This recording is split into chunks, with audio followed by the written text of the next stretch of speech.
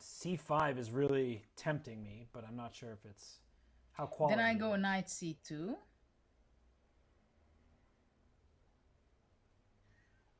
Yeah, so many options there. I mean, trading rooks, of course, with a knight d3 to follow. It just feels like black is getting active, but maybe it's an optical illusion there. It's just all for naught. Yeah, black's position is very compact, very tough to crack. And white will have to make a decision at one point to exchange what? To play knight f3 and that way, or to go bishop takes e5, takes knight f3, bishop f4, to do it that way. So white has to make a choice at some point. I believe that bishop takes e5. There's how do I frame this? Like the consequences are too great. So that's why I think Gukesh will avoid that, because with bishop takes e5, you allow opposite color bishops with, at the very least in your head, you're taught endgames. Bishops of opposite color, drawing tendencies go up. That may not be the case when you're up a minor piece for just 2 pawns, but I think that makes it really difficult to commit to that decision because you're not certain about it and you don't want to make such consequential decisions until you've really thought it through, and that would be better after move 40. But the more we talk, the more time that goes on, maybe Gukesh doesn't have all the time in the world to just do whatever he wants because of moves like pawn to c5 at some moment. So yeah, Judith, I think it's not easy here to be Gukesh. Well, the thing is that white has to make a decision. He cannot go back bishop f2. Actually, now that I'm saying it, white cannot go back, he can. Because rook g5 is not possible to bishop h3 winning material. Oh, that is super nice. So I just want to very quickly show that just because it's a beautiful tactic. Bishop f2, rook takes g5. Oh, knight f3 was played, so I actually, maybe we'll show it a little bit later, but you really called a great variation there. But okay, moves are coming in. Ding Liren does not have time. The king is up on f3.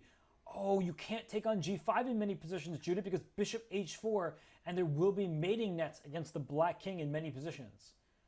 That's a very nice one. This is a very important, because now look at that. Bishop on g3, pawn will be pushed e5. Black cannot take on g5 if he cannot take on g5. I think he has but to probably right he away. Cannot.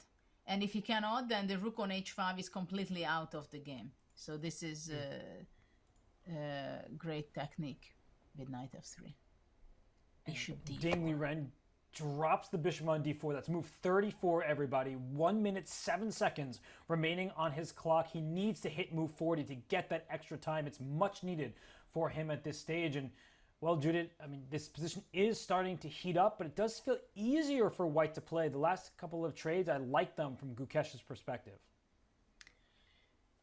Yeah, it seems like in the last 2-3 moves, there was an improvement for white to eliminate the knight from the center, one very active piece from black. And now the question is, can black capture on g5 the pawn? Is that a possibility? I'm going to personally trust Gukesh and say the answer is no. I think rook takes g5, maybe there's like bishop h3 coming, and this rook on d7 is nowhere good to go. Exactly, which means that probably black will be exchanging on h1, and then probably rook h1 will be the move, and gives the opportunity for white very soon to push e5, rook h7, put it on the 7th rank. The f7 pawn is so weak that probably it will cost the game eventually. 20 seconds for Ding Liren. You see he's confused. He doesn't know if he can capture that pawn on g5. He is super nervous. He has to make a move. I mean, he just has to. And he picks up his rook, and what's he going to do? He hasn't moved. He's freezing. Oh my goodness. Back on the clock is Ding Liren to bishop h3, and f5 is played here. So Gukesh, he knows that he has the upper hand. It's now very clear. The evaluation bar is sky high, and for Ding Liren, he's probably not even going to reach bishop move 40. f5. Look at that. Oh. Bishop f5. Wow, what a fine game over. Gukesh Dommaraju equals the match 1-1, 1-1. I think we can hear some applause in the background in the playing arena in Singapore. But Judith, wow, what a quick finish to that game. I'm speechless. Things have speeded up in the last few moves, and what a game by Gukesh. He took the opportunity and equalized the match. Congratulations to him.